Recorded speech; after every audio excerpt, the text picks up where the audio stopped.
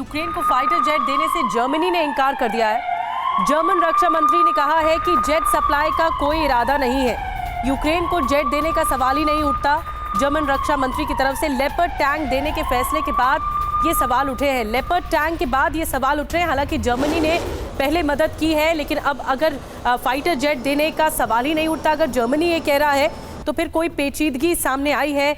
इसके बाद ये जो दिमागी तौर पर तनातनी होती है, उसके बाद ये फैसला अगर सामने आया है, रक्षा मंत्री की तरफ से कहा गया है, जर्मनी के रक्षा मंत्री की तरफ से जेट सप्लाई का कोई इरादा ही नहीं है। तो अगर इरादा नहीं है तो जर्मनी जो साथ खड़ा है वो किस तरह से साथ खड़ा। और आइए अब देखते हैं जर्मनी ने फाइटर जेट्स को लेकर आखिर कहा क्या है और उसके बाद क्या कुछ सवाल अब उठ रहे हैं। बिग वॉल के जरिए बड़ा अपडेट आपको बताते हैं। बैटल टैंक और फाइटर जेट देना दो बिल्कुल अलग अलग बातें हैं, अलग अलग मुद्दा है। ये सिर्फ 1 एकड़ जमीन पर कृषि करके हर महीने 1 लाख तक कमाते हैं। इनसे सीखना है तो फ्रीडम ऐप को अभी डाउनलोड कीजिए। फाइटर जेट का सिस्टम मेन बैटल टैंक के मुकाबले जटिल होता है। ये भी कहा गया जर्मन रक्षा मंत्री के बयान में। दोनों के फायर पावर में भी काफी फर्क होता है।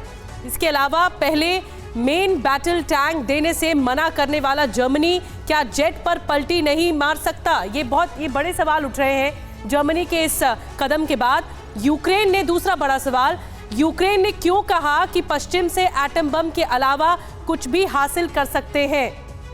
इसके बाद तीसरा बड़ा सवाल ये उठ रहा है जर्मनी के रुख के बाद कि क्या देर सवेर यूक्रेन को फाइटर जेट देने पर भी मजबूर होंगे पश्चिमी देश, क्योंकि अभी फाइटर जेट देने पर एक बहुत आम सहमति नहीं बनी है वेस्ट देशों में, और इसीलिए ही सवाल उठ रहे हैं जर्मनी के कदम पर।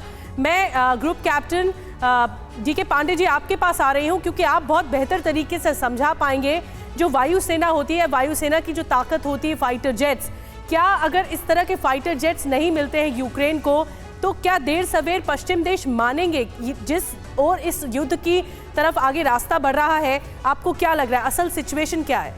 देखिए, टैंक का प्रयोग पहले से यूक्रेनी सेनाएं करती रही हैं, तो उनको कुछ नो हाउ पता है।